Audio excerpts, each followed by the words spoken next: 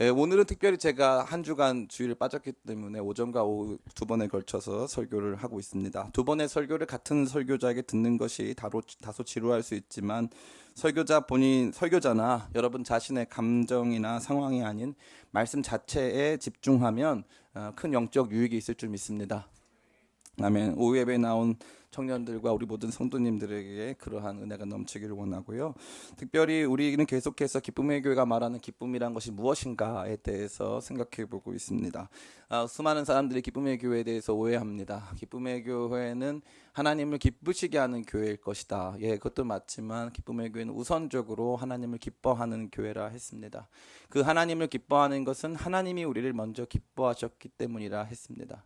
하나님이 먼저 우리를 기뻐하셨고 그분의 기쁨이 우리를 향하여서 원하는 것은 어떠한 행동이나 어떠한 말이나 여러분의 어떠한 상태가 하나님을 기쁘게 하신다기보단 여러분 자체가 하나님께서 만드신 인간이라고 하는 피조물 자체가 하나님의 자녀로 지음받았고 하나님의 형상과 이미지를 담고 있어서 그 자체로 하나님께는 크나큰 기쁨과 감격이었음을 다시 한번 회복하자 하는 것이 우리 기쁨의 교회의 설립 취지가 되는 것이었습니다.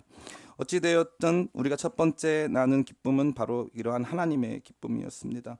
하나님은 놀랍고 큰 기쁨 속에서 이 세상을 만드셨고 그 기쁨의 중심에 바로 저와 여러분이 존재한다는 위대한 진리, 그것이 저와 여러분 가운데 도도히 흐르게 되길 간절히 원합니다. 그런데 이토록 놀라운 기쁨 속에 살아가야 하는 인간은 사실 큰 기쁨을 누리고 있을까요? 그렇지 않을까요? 그렇지 않은 경우가 아주 많습니다. 인간의 삶을 향해 수많은 사람들은 고해, 고통의 바다다라고 말합니다. 살면서 생로병사, 태어나서 늙고 병들고 죽는 것, 그것이 인간이 처해져 있는 실존적인 삶의 모습이 되는 것이고, 뿐만 아니라 제가 지속적으로 말씀드리지만 우리의 삶에는 나의 죄, 너의 죄, 우리 모두의 죄가 점철되어 크나큰 고통을 만들어내고 있습니다. 그런데 이러한 고통의 원인, 다시 말해서 기쁨이, 하나님께서 우리를 보시면서 즐거워했던 기쁨, 또한 우리가 하나님 안에서 즐거워했던 그 기쁨이 상실되고 왜 우리는 이러한 처지가 되었는가 하는 것을 아는 것은 매우 중요한 것입니다. 저는 사실 이 한의학에 대한 믿음이 전혀 없었습니다. 한의사분들은 제가 이제 한의사협회가 저를 이제 고소할 수도 있는데 지금은 회개했다는 사실을 꼭 말씀드리고 싶습니다. 한의사분들은 약간의 일종의 이 심리적인 이 치료를 한다고 생각했어요. 저는 실제로. 그래서 맥박만 짚고 사람의 상태를 어떻게 하냐 그 생각을 많이 한 거예요. 그래서 거의 한의학을 믿지 않았습니다. 근데 이제 중국에서 제가 이 회심하는 계기가 있었어요. 중국의 어떤 이 도시에 가가지고 갔는데 보통 한의학의 진단 방법은 뭐냐 하면은 시진이라고 그래서 얼굴을 보고 이렇게 진맥을 하는 경우, 저는 시진에 걸리면 거의 뭐 간암 말기 이렇게 판정이 나요. 그래서 이제 시진이 있고 그 다음에 이제 맥진이라는 게 있어요. 맥진이 뭐냐면은 이제 맥을 짚어서 이 사람의 상태를 진단하는 것입니다. 그 다음 중요한 진단 방식이 있는데 그건 문진입니다. 문진. 물어봐서 환자의 상태를 파악하는 것이죠. 그래서 한국에서는 주로 이 문진을 많이 하지 않습니까? 어디가 아파서 오셨는지, 어떤 상태인지, 그래서 환자가 자기 상태를 얘기하면 그것에 따라서 이제 병명을 확정하고 그다음에 이제 처방을 내리는 것인데, 그 병원에 갔는데 재밌는 게 뭘 안 하냐면 절대 문진을 하지 않아요. 그러니까 환자한테 증상을 물어보지 않는 거죠. 환자한테 증상을 물어보지 않고 이제 얼굴 보고 진맥하면 바로 고쳐요. 그래서 저는 그거를 믿기가 어려웠어요. 근데 가가지고 아침 8시에 갔는데 이미 줄이 굉장히 길었습니다. 그래서 가서 거기 있는데 만약에 이 의사 선생님, 그때 제가 몸이 좀 안 좋았는데 허리도 안 좋고 무릎도 안 좋고 이런 상황이었는데, 만약에 이 사람이 못 맞추면 내가 말을 해줘야 되겠다. 어차피 나는 한국에서 온 사람이고 하니까 내가 허리 아프고 무릎 아파서 여기 왔다. 말해줘야 되겠다.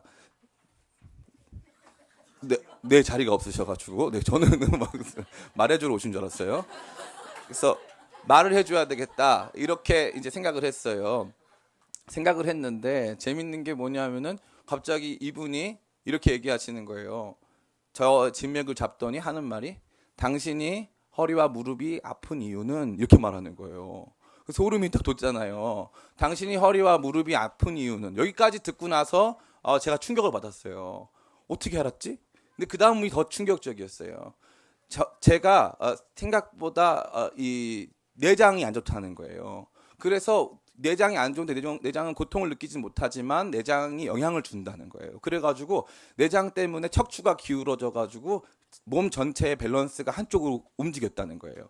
그래서 보통 이럴 때는 다른 사람들은 관절을 고치는데 이 사람 얘기는 그게 아니라 내장을 고쳐야 관절이 새롭게 된다는 거예요.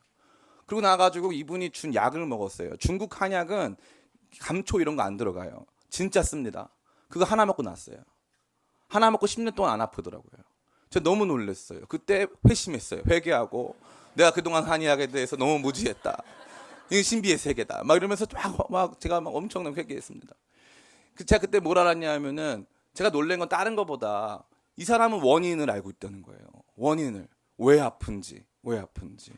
오늘날 수많은 사람들이 아파하고 있어요. 삶에서 여러 가지 이 증상들을 호소하고 있습니다.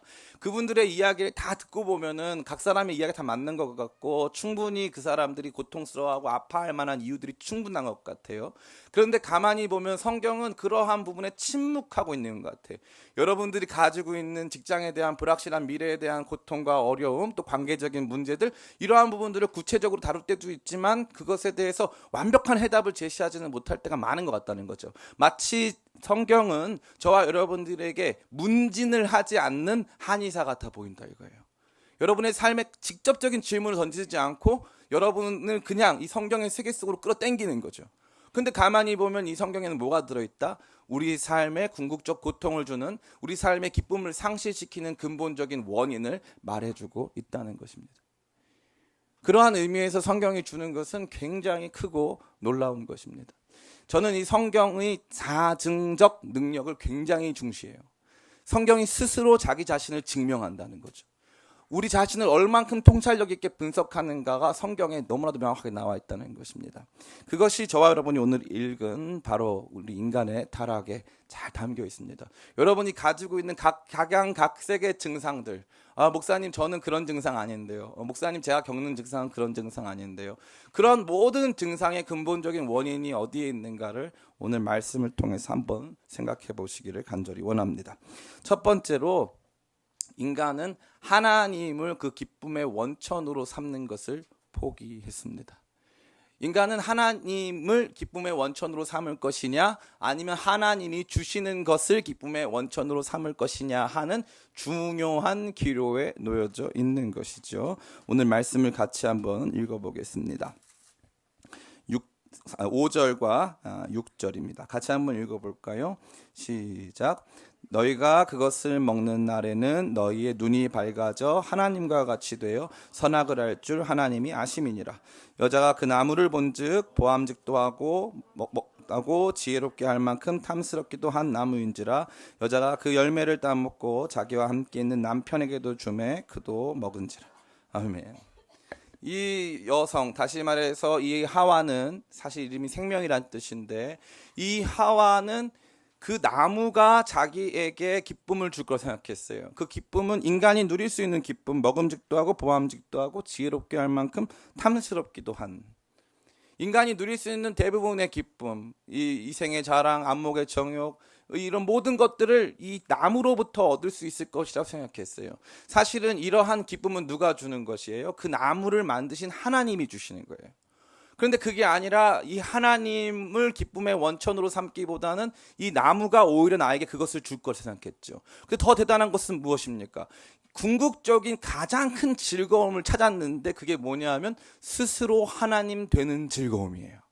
그래서 이 여자가 궁극적으로 이것을 따먹기로 결정하게 된 중요한 원인을 제공하는 유혹은 5절입니다. 너희가 그것을 먹는 날에는 너희 눈이 밝아져 하나님과 같이 되어 선악을 알 줄 하나님이 아심이니라. 결국에는 나 자신이 하나님이 되는 것이 즐거움이라고 생각했어요. 하나님을 예배하는 것이 즐거움, 하나님을 예배하는 것이 내 삶의 가치와 의미를 제공해주는 가장 중요한 것이라는 판단보다 하나님을 예배하기보다 나 자신이 스스로 하나님이 되는 것이 더 큰 즐거움과 기쁨을 줄 것이라고 생각한 것이죠. 이것이 죄의 본질입니다. 다시 말해 여러분의 삶에 고통을 주는 것은 두 가지 방향인데, 하나는 다른 것이 아니라 내가 봤을 때 이런 물질적인 것들이 하나님께서 만드신 것이 나에게 궁극적 기쁨을 줄 것이라고 하는 이상한 집착이에요. 그리고 집착 이면에 담겨있는 더 무서운 것은 내가 하나님이 될 때 내가 기쁠 것이라는 거예요. 내가 모든 것을 컨트롤하고 모든 것에 가치와 의미를 부여할 때 나는 행복하고 가치 있는 사람이 될 것이라는 것이죠. 그것이 인간이 가지고 있는 가장 잘못된 기쁨을 상실시키는 고통의 원인이 된다는 것입니다. 저는 개인적으로 동성애에 대하여서 반대합니다. 제가 동성애에 대해서 반대한다고 해서 사람들이 저를 태극기 집회를 다니는 사람으로 생각할 수 있지만 저는 거기도 다니지 않아요. 제가 동성애에 대해서 반대하는 가장 중요한 이유는 그것이 바로 다름 아닌 하나님께서 정하신 바를 어기는 것이기 때문에 그래요. 그것을 제가 세속사회에서 주장할 생각은 전혀 없습니다. 그러나 우리 기독교인 공동체, 다시 말해서 성경을 유일한 삶과 신앙의 기준으로 삼고 있는 기독교인 공동체에서는 얼마든지 말할 자신이 있어요. 왜 그렇습니까? 이 성경에서 언제든지 이 심판이 임하는 경우가 있어요. 노아의 이 홍수 심판. 또 한 가지는 이 소돔과 고모라 심판이 있어요. 이 모든 심판의 공동적인 게 있는데 그게 뭐냐면 성적 욕망을 폭력적으로 추구하면 심판이 와요. 성적 욕망을 폭력적으로 추구하면. 21세기 들어서 이 동성애 논의가 굉장히 확장되고 있습니다. 그 전에도 동성애가 있었을까요? 없었을까요?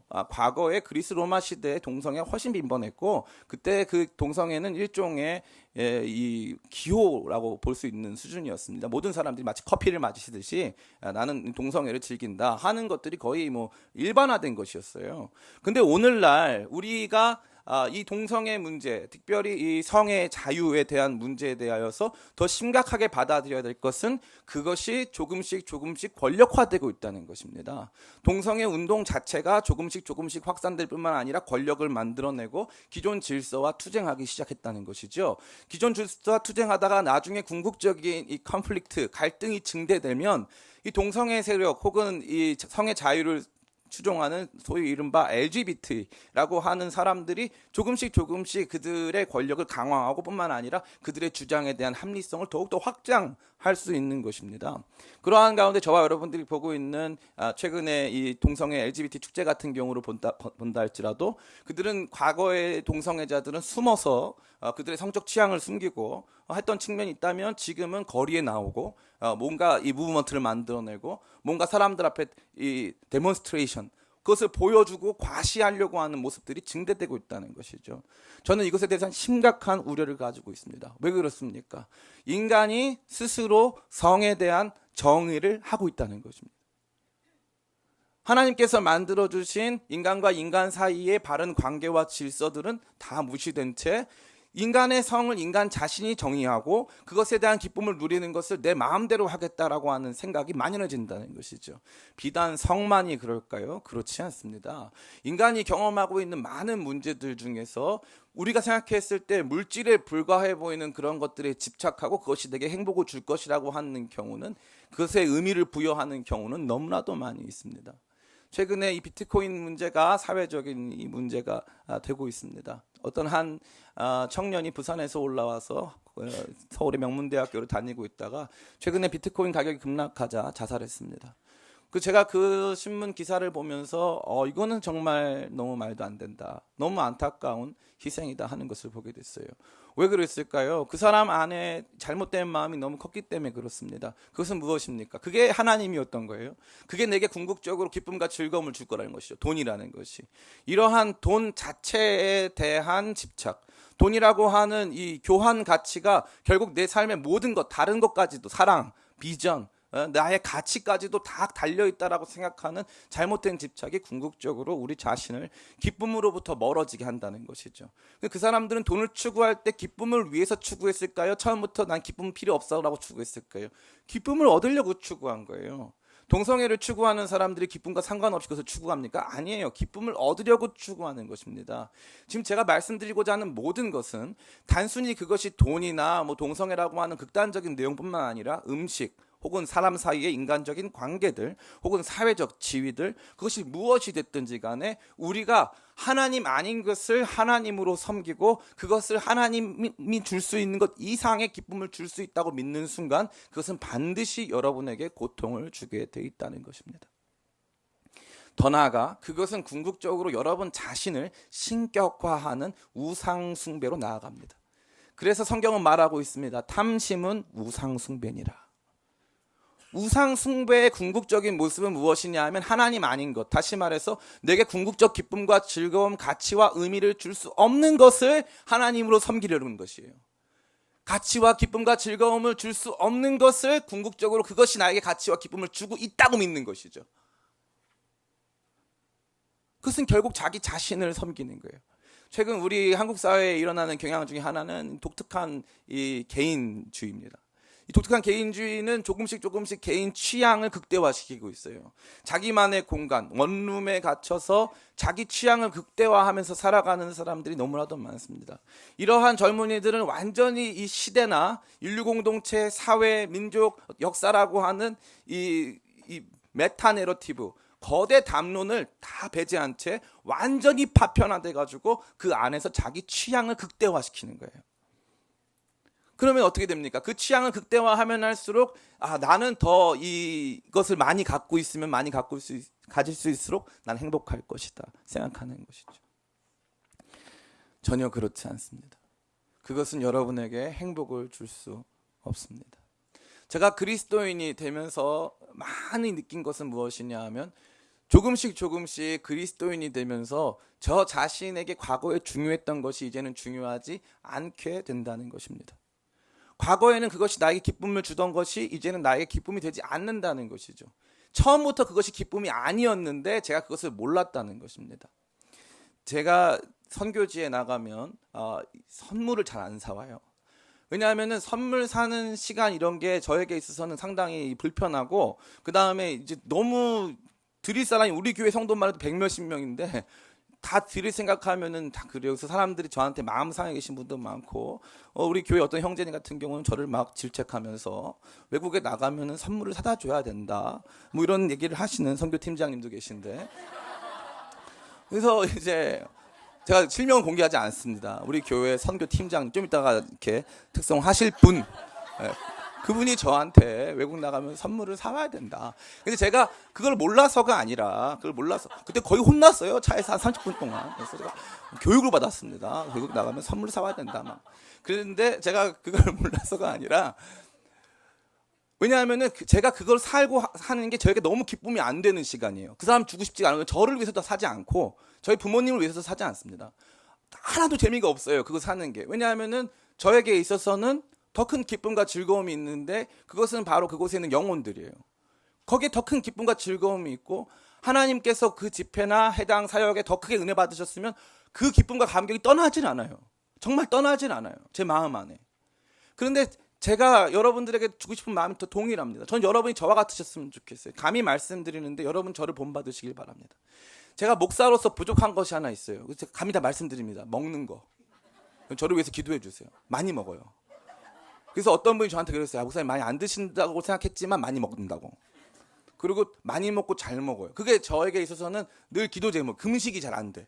금식이 잘 안 되고, 금식 기도에 대한 신학적 의미와 가치를 알지만 못하겠어요. 안 하고 싶고 자꾸 피하고 싶어.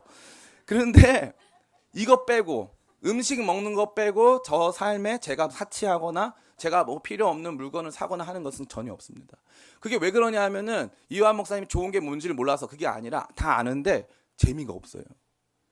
그게 나한테 기쁨을 주는 것이 아니기 때문에. 그리스도인이 된다는 것은 조금씩 과거에 내가 가지고 있었던 즐거움과 기쁨으로부터 달라지는 거예요. 이제는 하나님이 내게 기쁨 주시는 분이에요. 그래서 하나님께서 주시는 기쁨이 없으면 마르기 시작하는 거예요. 하나님께서 내 기쁨의 원천이신데 내 기쁨의 원천 되시는 하나님이 내 안에 안 계시면 그때부터 불안해지고 슬퍼지고 마음 안에 초조해지는 마음이 생기는 거예요. 다른 것 그 전에는 어떻습니까? 입고 나갈 옷이 충분치가 않으면, 우리 자매들 같은 경우는 꿈이 뭐죠? 꿈은 방 하나에 신발을 다 넣어놓는 거 아닙니까? 신발을 다 넣어놔요. 그 신발 다 신습니까? 안 신습니까? 다 안 신어요. 그럼 기분 따라 다는데 신발 쫙 넣어놓고 가방 열면 막 신발 나오고 가방 나오는지 보면서 어머 나도 저런 일 살아보면 좋겠다, 이런 생각들을 하실 수 있어요. 근데 조금씩 어떻게 돼요? 그게 나에게 기쁨을 주는 요소가 아니라는 거예요. 우리의 삶의 관심이 달라지고 우리에게 진짜 기쁨을 주는 것이 오직 하나님밖에 안 계시는 것을 발견한다는 것입니다. 이렇게 인간이 가지고 있는 이 근본적인 방향성, 잘못된 방향성은 인간으로 하여금 크나큰 기쁨의 상실을 초래하게 하였고요. 이것을 하나님께서는 더 강하게 징계하시기 시작합니다. 같이 한번 읽어볼까요? 우리 16절부터 19절까지 같이 한번 읽어보겠습니다. 시작. 또 여자에게 이르시되 내가 내게 임신하는 고통을 크게 더하리니 내가 수고하고 자식을 낳을 것이며 너는 남편을 원하고 남편은 너를 다스릴 것이니라 하시고, 아담에게 이르시되 내가 내 아내의 말을 듣고 내가 내게 먹지 말라 한 나무의 열매를 먹었은즉 땅은 너로 말미암아 저주를 받고 너는 내 평생이 수고하여야 그 소산을 먹으리라. 땅이 내게 가시덤불과 엉겅퀴를 낼 것이라. 내가 먹을 것은 밭의 채소인즉 내가 흙으로 돌아갈 때까지 얼굴에 땀을 흘려야 먹을 것이니 내가 그것에서 취함을 입었음이니라. 너는 흙이니 흙으로 돌아갈 것이니라 하시니라. 아멘. 인간이 하나님께로부터 받은 이러한 타락, 이러한 원죄의 심판은 정확하게 하나님께서 인간에게 주신 축복의 반대입니다. 하나님께서는 이렇게 축복하셨어요. 생육하고 번성하고 땅에 충만하라. 땅을 다스리라. 땅을 정복하라. 그렇게 말씀하셨어요. 그런데 어떻게 됐습니까? 생육하고 번성하는 과정에서 필요한 임신과 출산의 고통이 증대되고 수고하고 자식을 낳게 되었습니다. 과거에는 어떻게 임신과 출산을 했는지 원죄 이전의 상태는 알 수 없습니다만, 확실한 것은 오늘날 우리가 경험하고 있는 임신과 출산과 관련된 모든 종류의 고통과 고난은 이때부터 출발한 것입니다. 인간이 생육하고 번성하고 땅에 충만하고 땅을 다스리기 위한 그 부분 자체, 다시 말해서 인간이 인간을 확대 재생산할 수 있는 그 과정 자체가 인간에게 기쁨을 주기보다는 크나큰 고통을 주기 시작했다는 것입니다. 현대사회의 가장 큰 문제 중에 하나는 인구 과열입니다. 인구가 굉장히 많아지고 있다는 것이죠. 인구가 폭발적으로 증가하면서 전 세계적인 문제가 생겨나기 시작한 것입니다. 목사님, 인구가 폭발적으로 증가했으니까 이건 하나님의 축복이겠네요. 예, 그렇게 볼 수도 있지만 인구가 폭발적으로 증가되는 과정이 그렇게 아름답거나 행복하지 않습니다. 최근 우리 사회에서도 일어나고 있지만 영아 유기 혹은 이 수많은 아이들이 이 잘못된 방향으로 유린되는 역사는 인구가 증대되면 증대될수록 더욱더 강하게 일어나고 있습니다. 오늘날 우리가 알지 못하는 제3세계 수많은 지역에서는 아이들의 인권이 제대로 보호받지 못하고 많은 아이들이 고난과 어려움 속에서 살아가고 있는 것이죠. 다시 말해서 인구의 확대가, 인구의 증가가 결국 인간 사회에 기쁨과 즐거움을 주기보다는 그 과정도 고통으로 점철되어 있고, 뿐만 아니라 그러한 증가의 결과 역시도 우리 사회에 큰 고통을 야기하고 있다는 것입니다. 뿐만 아니라 인간은 땅을 정복하고 다스리고 땅에서 얻는 모든 소산을 기쁨으로 먹을 수 있었습니다. 다시 말해서 에덴에 속한 모든 과실을 기쁨으로 먹을 수 있었고, 이러한 경작의 수고, 노동이 크게 필요하지 않았던 것입니다. 그러나 하나님의 말씀을 저버리고 인간이 스스로 하나님이 되려고 하는 순간, 인간은 거대한 노동의 수고, 가치, 엄청난 수준의 이 땅의 저항을 만나게 된 것입니다. 땅의 저항으로 말미암아 인간의 노동의 어려움들은 굉장히 크게 증대되고 있습니다. 물론 과학이 이 사회에 여러 가지 유익한 점을 주면서 인간이 조금씩 경작이 쉬워지고 하는 측면도 없잖아 있겠지만, 근본적으로 이러한 노동의 문제를 우리의 삶의 모든 국면으로 적용시켜 볼 때 단순히 농산물이 우리에게 이 수확을 제대로 주지 않는 문제가 다가 아니라 우리가 엄청난 수준의 노동을 해야 된다는 것입니다. 노동은 축복일까요? 아니면 저주일까요? 예, 노동은 사실은 축복이었어요. 언제요? 원죄 이전에는 노동은 축복이었어요. 어떻게, 왜 축복이었을까요? 지나가는 코끼리한테 너는 코가 아주 길구나, 너는 코끼리. 너는 목이 아주 기니까 너는 기린 하면서 이름 붙여주고 각 모든 동식물들을 파악하고 그것들 작물들이 자라는 것을 바라보면서 그것을 양식으로 삼고 하는 것은 큰 기쁨과 즐거움이었다는 거죠. 그런데 이제 더 이상 노동은 기쁨과 즐거움이 아니에요. 엄청난 수준의 삶의 무게를 가지고 이 노동을 감당해야지만 우리가 삶을 영위할 수 있는 그러한 모습이 됐다는 것입니다. 가장 큰 문제는 무엇일까요? 그것은 다름 아닌 무의미입니다. 19절인데요. 내가 흙으로 돌아갈 때까지 얼굴에 땀을 흘려야 먹을 것을 먹으리니 내가 그곳에서 취함을 입었음이라. 너는 흙이니 흙으로 돌아갈 것이니라 하시니라. 아멘.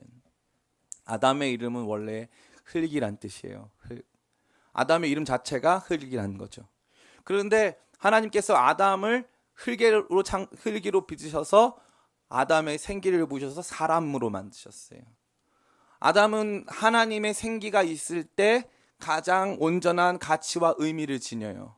그런데 이제는 어떤 존재라는 거예요? 이제는 너는 그냥 흙이라는 거예요. 밥 먹고 살다가 일하다가 죽는 흙이야. 너는 아무것도 아니야. 너가 스스로 하나님 되고 싶고 하나님 아닌 것으로 기쁨 찾고 싶고 그것으로 살아가면 결국 네가 만나게 될 것은 결국 너는 무의미한 존재, 무가치한 존재라는 것입니다. 여러분이 이 땅에서 열심히 살아서 좋은 대학도 나오고 좋은 직장도 갖고 80살, 90살 돼서 자녀들 많이 키우고 죽으면 여러분 뭡니까? 흙입니다. 세상에 엄청난 부를 누리고 엄청난 권력을 갖고 살다가 죽으면 뭡니까? 흙입니다. 하나님을 기쁨의 원천으로 삼지 않고 하나님이 지어주신 것, 다시 말해서 우리를 위해서 하나님이 지어주신 것을 기쁨의 원천으로 삼고 스스로 하나님 되려고 하던 모든 사람들이 경험하게 되는 철저한 심판은 우리 자신이 완전히 무의미한 존재라는 것입니다. 시간은 빠르게 지납니다. 우리 20대 한번 손 들어볼까요? 축복합니다. 우리 20대, 본인이 20대다 한번 손 들어봅니다. 여러분의 삶에 빠른 40대가 올 줄 믿습니다. 네. 생각보다 그날이 속히 옵니다. 그날이 속히 오고 강도와 같이 와가지고 내가 벌써 이 나이가 될 줄 몰랐다며 이제 고민을 하는 것이죠. 30대 이상은 하지 않겠습니다. 우리 안에 슬픔이 다 공감을 하고 있기 때문에 시간이 굉장히 빠릅니다. 굉장히 빨라요. 하나님이 없는 인간은 무의미합니다. 인간은 철학에서 자기의 의미를 찾아보려고 노력했습니다. 그러나 실패했습니다. 인간은 다른 종교에서 자기의 의미를 찾아보려고 노력했습니다. 그러나 실패했습니다. 그 어떠한 종류의 종교도, 그 어떠한 종류의 철학도, 그 어떠한 종류의 과학도 인간의 탄생과 인간의 가치, 인간의 가능성에 대해서 누구도 말해주지 않습니다. 말해줄 수가 없기 때문에 그래요. 정직하게 인간은 어떠한 존재이냐라는 답을 줄 수 있는 종교는 기독교밖에 없습니다. 목사님 그거 어떻게 합니까? 제가 알 수 있습니다. 저 공부 많이 했어요. 그 부분들에 대해서 엄청나게 씨름했습니다. 기독교 이외에 인간의 참다운 가치를 파악하고 알 수 있는 철학, 종교, 과학 존재하지 않습니다. 환상입니다. 수많은 사람들이 종교 밖에서, 특별히 기독교 밖에서 세속사회 안에서 인간의 가치를 파악해보고자 하지만 그것은 결국에 헛되니 모든 것이 헛되니라. 누군가는 말합니다. 짧은 순간이라도 우리가 서로 사랑했으면 우리의 삶은 가치가 있다. 그것은 죄송한 말이지만 마약이에요. 진정한 기쁨이 아닌데 억지로 만들어내는 거예요. 나 기뻐, 나 좋은 거야, 행복한 거야. 남녀 간의 사랑도 우리가 인류를 바라보면서 품을 수 없는 그 위대한 박애적 행동과 헌신 역시도 다 무의미합니다. 인간이 그저 흙이라면 다 무의미합니다. 사랑하는 성도 여러분, 우리 특별히 청년 성도 여러분들께 도전합니다. 제가 아까 처음에 말씀드렸죠. 한의학에 대한 믿음이 없었어요. 그런데 한의학에서 저에게 묻지도 않고 따지지도 않고 제 진맥을 하더니 제 삶의 가장 크고 중요한 문제의 원인이 어디에 있는 것을 밝혀줬을 때 제 눈이 달라졌어요. 그 다음에 제가 달라진 게 뭐냐면 성경이 저에게 그것을 가르쳐줬을 때. 저는 이 기독교 신앙 가정 안에서 태어났는데 이게 받아들이기 너무 쉽지가 않았어요. 힘들었어요. 신학교 가서도 여러 번에 걸쳐서 시험 든 적이 많이 있었어요. 친구들과 토론하다가 정말 많은 시험에 든 적이 많았습니다. 그런데 하나님께서 그럴 때마다 저로 이것을 이기게 하셨어요. 그것을 어떤 책을 통해서 혹은 어떤 선생님의 가르침을 통해서 이기게 하신 것도 많지만 성경 그 자체가 얼만큼 인간을 제대로 이해하는가를 보여줬을 때 저는 무릎을 꿇었어요. 성경은 여러분이 보아야 하는 것이 아니라 성경을 통해 세상을 보아야 하는 안경입니다. 성경을 그냥 내가 읽어보고 이게 틀리냐 맞느냐를 내 스스로 판단하는 게 아니에요. 처음엔 그렇게 시작해요. 근데 시간이 가면 갈수록 성경이 렌즈가 돼서 세상을 보여주는데, 그것은 마치 뭐와 같냐면, 제가 어렸을 때 안경을 안 꼈거든요. 더 못생겼겠죠? 근데 감사하게 안경 끼게 됐어요. 안경이 참 감사해. 근데 이 어렸을 때 안경이 없을 때 저희 어머니를 버스 정거장에서 기다리는데, 어머니가 눈앞에 왔는데 엄마가 안 보이는 거예요. 그래서 인사를 못 한 거예요. 그래서 우리 어머니가 그때 제가 눈 나쁘다는 사실을 알고 안경을 해주셨어요. 그 다음에 안경을 끼니까 이 사람이 누군지 알겠는 거죠. 예? 근데 놀라운 건 뭡니까? 성경이라는 안경을 끼니까 세상이 무엇인지, 왜 이러한 모습이 됐는지를 알겠는 거예요. 그 이전에 사람들도 가르쳐주지 않았고 오늘날 세속 사회에서도 답을 줄 수 없었던 내용을 성경이라고 하는 것이 저에게 강한, 정말로 세상을 더 분명하게 보여주는 렌즈가 되게 해서 저에게 강한 확신을 주는 것이에요. 이 부분에 대해서는 저는 뭐 얼마든지 토론할 자신이 있습니다. 제가 여러분에게 추천드리고 싶은 동영상이 하나 있는데, 유튜브에 마틴 로이드 존스 목사님이 BBC랑 인터뷰를 한 19분짜리 내용이 있어요. 거기에 제가 말한 그대로가 등장합니다. 사랑하는 청년 성도 여러분, 이 성경이 저와 여러분에게 우리가 왜 아픈지를 말해줘요. 오늘날 이 전 지구적 문제가 어디서부터 출발했는지, 인간은 어떠한 존재였는데 왜 타락했는지, 이 모든 것들을 성경이 보여주고 있습니다. 그 성경이 저와 여러분에게 얘기해주고 있어요. 여러분이 기쁨이 없는 이유, 목사님 내가 백날 기쁨의 교회 가가지고 하나님의 기쁨에 대해서 설교를 들어도 내가 이것을 알지 못하겠다, 납득이 안 된다. 그 이유가 무엇입니까? 우리가 스스로 하나님 되려 함, 하나님 아닌 것을 우리의 기쁨으로 삼으려 함, 그것이 우리로 하여금 엄청난 수준의 고통 속에 살게 한다는 것입니다. 좋은 학벌이 여러분의 인생에 엄청난 기쁨을 줄 것 같습니까? 그렇지 않습니다. 좋은 직장이 엄청난 수준의 기쁨을 줄 것 같습니까? 전혀 그렇지 않습니다. 사람은 5분 뒤에 인생을 장담할 수 있으면 예수님을 믿을 필요가 없어요. 우리 모두는 불확실한 삶의 상황, 부조리한 사회의 현실, 우리가 받아들일 수 없는 여러 가지 재앙과 재해들로 가득한 자연 환경을 마주대하고 있습니다.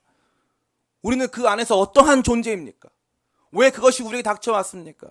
그것을 보여줄 수 있는 것은 그 어떤 종교나 철학이나 과학도 보여줄 수 없습니다. 그것에 대한 의미를 주는 것 역시도 그 어떠한 종류의 하나님 없는 윤리도 저와 여러분에게 우리 자신이 어떻게 살아야 하는가조차도 보여줄 수 없다는 것입니다. 그런데 오늘 이 말씀이 저와 여러분의 말을 걸어오고 있어요. 여러분의 삶의 노동이 힘든 이유가 뭡니까? 죄가 우리 가운데 만연하기 때문에 그렇습니다. 오늘날 전 지구에 불어닥치는 여러 가지 문제들의 원인이 뭡니까? 죄 때문에 우리의 사회가, 공동체가 망가지고 있는 것입니다. 얼마 전에 비트코인 관련된 토론을 본 적이 있습니다. 비트코인 관련된 토론을 보면서 거기 계시는 과학자분들은 거기에 나오는 블록체인 기술에 대해서 그 기술이 가진 좋은 점, 장점들, 혹은 그 기술이 가지고 있는 진보들을 바라보면서 이 기술이 꼭 필요한 기술이기 때문에 우리에게는 정말 필요하고, 그 기술이 보여줄 수 있는 가장 좋은 다시 말해서 그 기술을 선도하는 굉장히 중요한 이 컨텐츠가 바로 가상화폐 혹은 암호화폐다. 그런데 이제 거기에 계신 패널 중에 한 분이 그 말을 했어요. 당신은 인간을 너무 순수하게 본다는 거죠.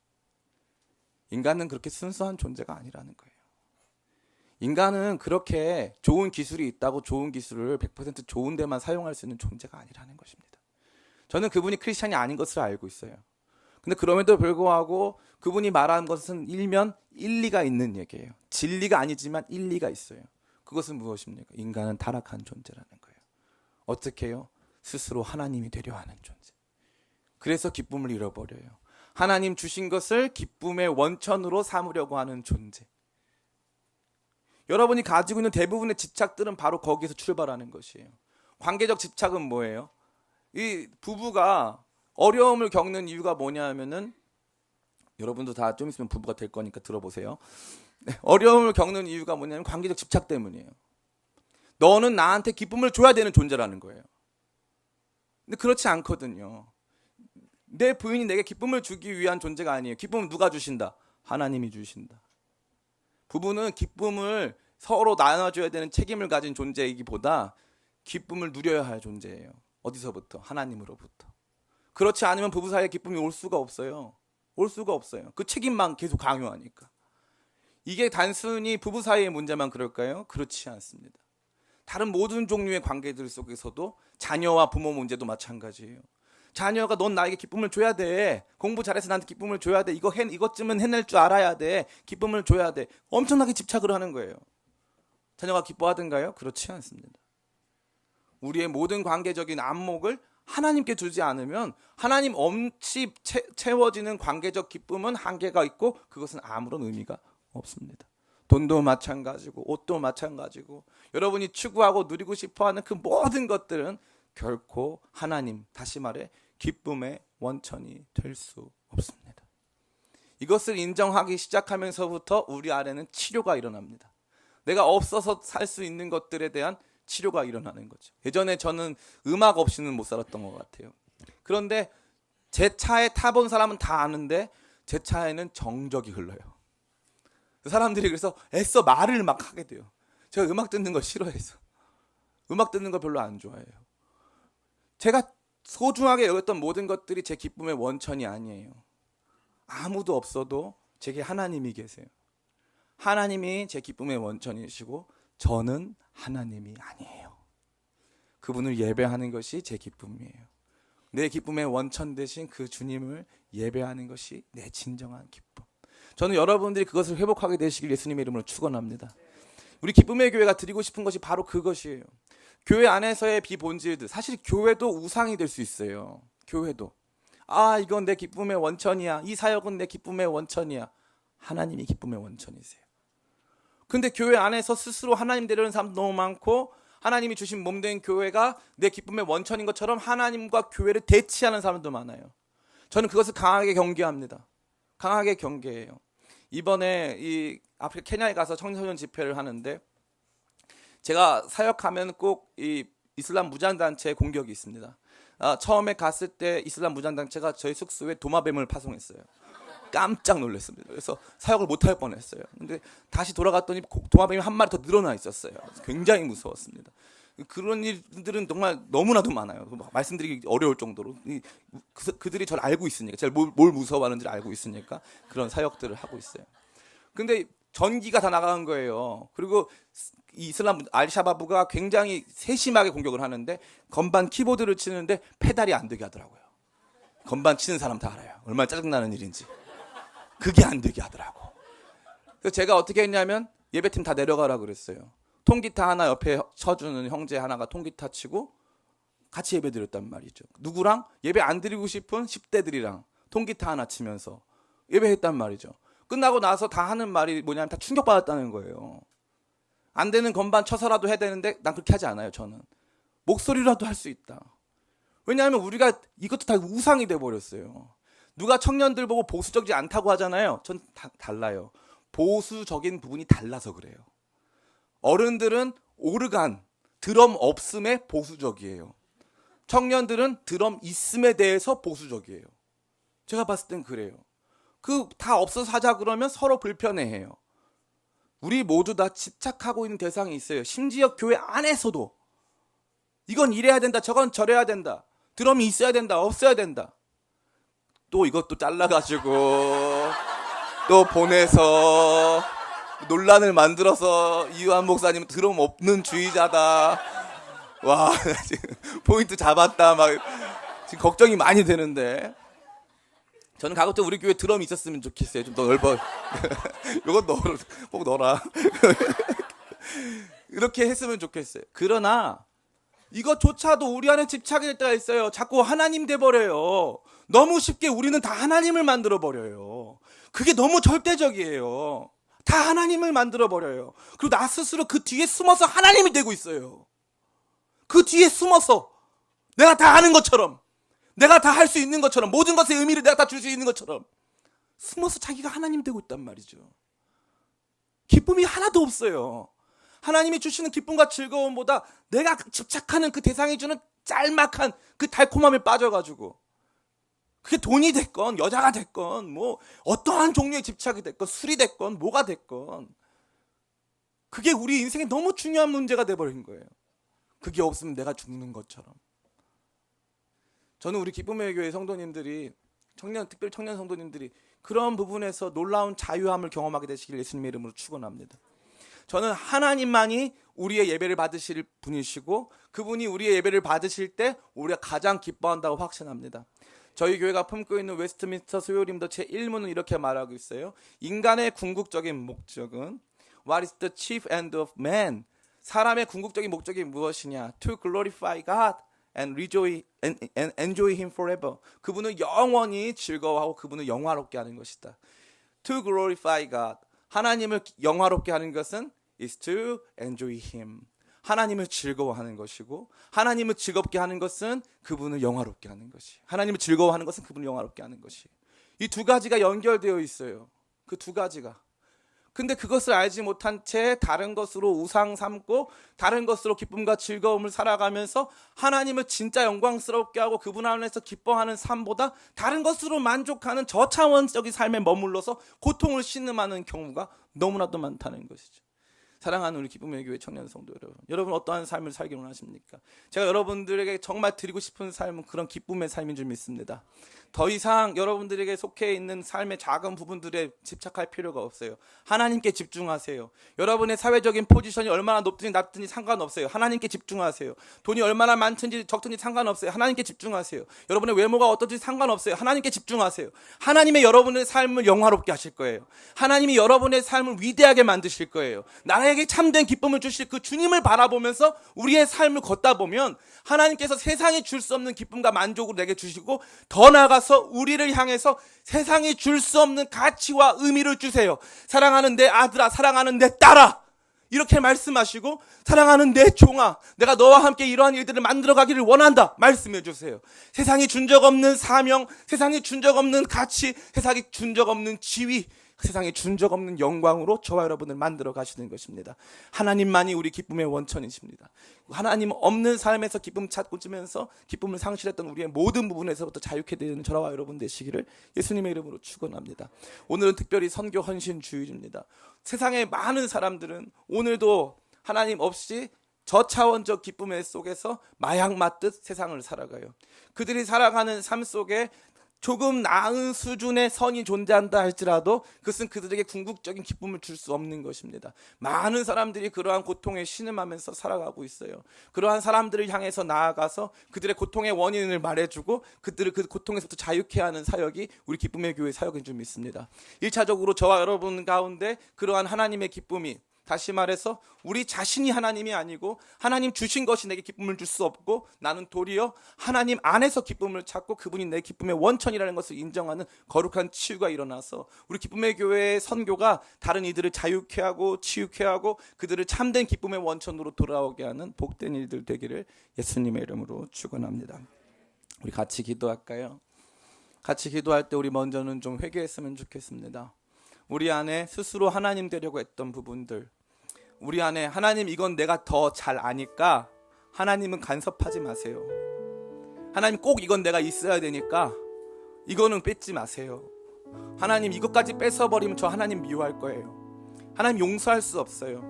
내가 하나님 될 거야 했던 그 모습들 내려놓길 바랍니다. 또 하나님 아닌 것을, 하나님께서 우리에게 선물로 주신 것을 기쁨의 원천으로 삼고 하나님과의 관계는 단절됐음에도 불구하고 집착적으로 그 선물에만 매달려 있던 우리의 아둔하고 미련한 삶의 모습들도 내려놓기를 원합니다. 하나님 없는 즐거움, 주님 참된 즐거움 아닌 것을 배웠습니다. 주님 내려놓기 원합니다. 주님 회개하기 원합니다. 우리의 삶에 다시 한번 주님을 우리 기쁨의 원천으로 삼고 주님 주신 것은 참다운 가치와 의미 속에서 기쁨을 찾을 수 있도록 우리를 주장하여 주시옵소서. 이러한 제목 가지고 우리 같이 기도하기 원합니다. 같이 기도하겠습니다. 아버지 감사합니다.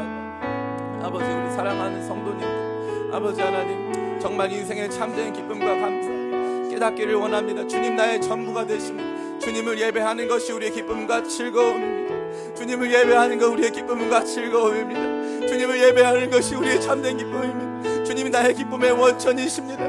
내 기쁨의 원천 되신 주님 앞에 나아가기를 원합니다. 성령 하나님 역사하여 주시옵소서. 우리 가운데 아버지 하나님 잘못된 마음을 내려놓기를 원합니다.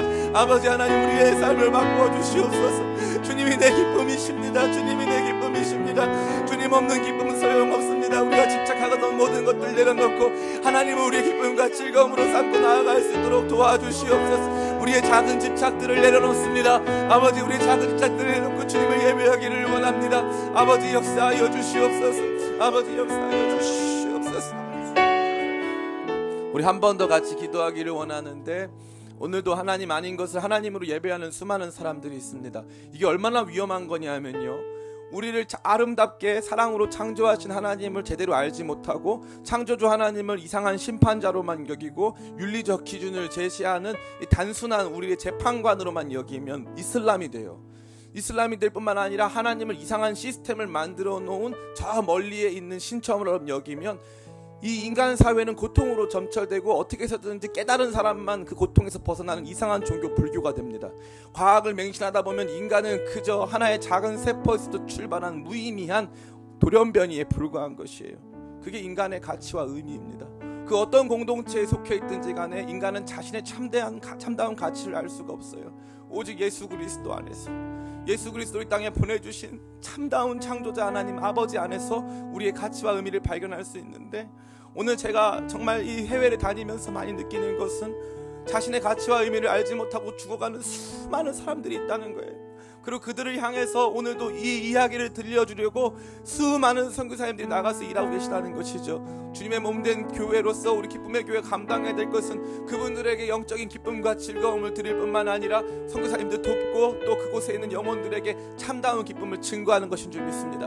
이 시간 같이 기도하는 가운데, 아버지 하나님, 우리 기쁨의 교회 오늘 선교 헌신주일로 나아갔는데 정말 참다운 하나님, 참다운 기쁨의 원천 되시는 주님을 알지 못하는 민족들을 향해 나아가서 전하는 멋있는 교회로 세워주시옵소서. 이러한 제목까지 같이 기도하며 나가기 원합니다. 같이 기도하겠습니다.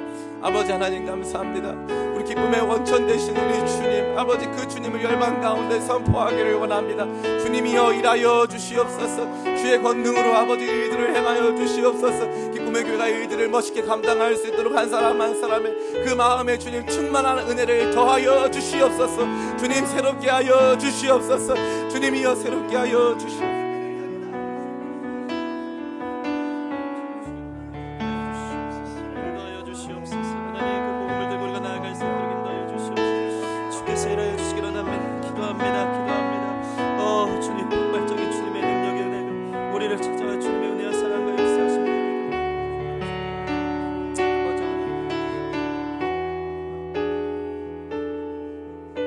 진실로 생명의 원천이 주께 있사오니 주의 빛 안에서 우리가 빛을 보리이다. 오늘도 우리에게 복음을 들려주셔서 감사합니다. 세상을 볼 수 있는 눈, 우리 자신이 어떻게 출발하였는지, 또 우리의 기쁨의 상실이 어디에서부터 출발하였는지 주님 우리의 원인을 보게 하여 주시니 감사합니다. 이 복음이 우리 가운데 드러나서 하나님 우리 질병의 원인들이 무엇인지 파악하였사오니 주님이 교회 안에서 울려 퍼지는 복음을 통해 우리를 살리게 하는 거룩한 처방도 이미 있는 줄 믿습니다. 하나님 살기 원합니다. 다른 곳에 원인을 두었던 것, 다른 곳에 집착했던 것, 스스로 아버지 주저하며 그것에 의미를 두고 너무 오랫동안 그곳 가운데 내 삶의 가치를 다 부어넣어서 포기할 수 없었을 것 같은 우리가 집착하고 중독되어진 그런 많은 부분들이 실상 우리로 하여금 고통을 가져오고 무질서하게 만들고 어두운 가운데 세매게 하는 것임을 우리가 봅니다. 주님 압니다. 우리를 불쌍히 여겨 주시옵소서. 은혜를 선포하였습니다. 포로된 자를 자유케 하시고 눌린 자를 자유케 하신다고 주님 우리 가운데 선포하신 줄 믿사오니 하나님 외에 집착되어진 모든 우상으로부터 자유케 되어지는 역사가 있게 하여 주시옵소서. 복음의 능력이 우리를 살리게 하여 주셔야지 그 증인되어서 우리가 열방 가운데 나아가야 되지 않겠습니까? 하나님 날이 갈수록 변화되는 그 능력과 은혜로 아버지 진짜 복음을 들고 진짜 신자가 되어 증인되어 나아가는 교회 되기를 원하오니 기쁨의 원천 되신 주께 돌아가게 하여 주시옵소서. 하나님 특별히 우리에게 공동체 주셔서 감사합니다. 함께 이 문제 갖고 기도하며 뜰모임하며 나눌 때에 하나님 우리 안에 주님의 다른 삶으로 해서 무너졌던 삶을 가지고 함께 슬퍼하며 아파하며 기도해주며 그 지체들을 함께 끌어내어 주님의 기쁨에 참여할 수 있는 우리의 모든 소그룹들과 공동체가 될 수 있도록 역사해 주셔서 이 안에서 함께 기도하며 나아가는 모든 것을 통해 자유함을 얻게 되는 거룩한 은혜가 있도록 역사하여 주시옵소서. 오늘도 그렇게 우리 가운데 일하실 줄 믿고 복음이 내 삶을 어떻게 변화시킬지 기대하는 자들마다 매일의 삶 가운데 다른 잘못된 것들을 추구하는 것이 아니고 우리의 기쁨 대신 주님께 돌아가기로 결정한 자들마다 성령께서 준비한 기쁨의 은혜를 폭포수와 같이 쏟아주시는 것들을 경험할 수 있도록 주님 축복하여 주시옵소서. 오늘 그렇게 우리가 결단합니다. 우리의 생각에 주께서 거룩한 말씀 주셨고 마음 가운데 하나님 우리 안에 슬픔과 애통과 하나님을 갈망하는 마음 주셨으니 이제 우리의 의지를 새롭게 하는 진정한 회개로 인하여서 주께 나아가는 자들마다 세상이 줄 수 없는 기쁨이 이것이었구나 발견할 수 있는 우리의 얼굴에 기쁨의 빛이 넘치는 거룩한 기쁨에게 성도 되도록 축복하여 주시옵소서. 감사함이 예수님 이름으로 기도합니다. 아멘. 아멘.